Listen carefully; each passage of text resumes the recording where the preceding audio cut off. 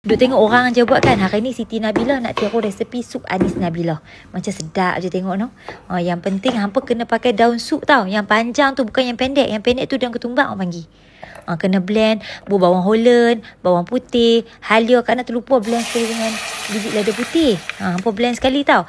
Lepas tu hampa tumis macam tu. Okey, lepas tu lempak masuk ayam. Okey, buah bahagian tulang-tulang pun sedap. Lepas tu bubur carrot, ubi, lepas tu gosok buah ayam sikit, lepas tu tutup. Kita renyah dia sat.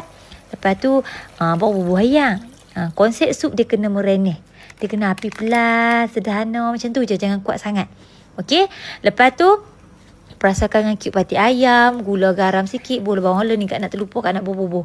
Lepas tu bubur daun sup, daun bawang sikit, bawang goreng. Dah siap. Macam tu je. Mula-mula takut juga, takut anak tak makan. Balik-balik tengok tinggal periuk, lincin, sedap. Panas-panas dengan 1 sudu nasi. Okey, kita masukkan nasi dalam sup. Makan dulu kecil-kecil, nak makan macam ni je. Aduh, nitik tak faham sakitnya.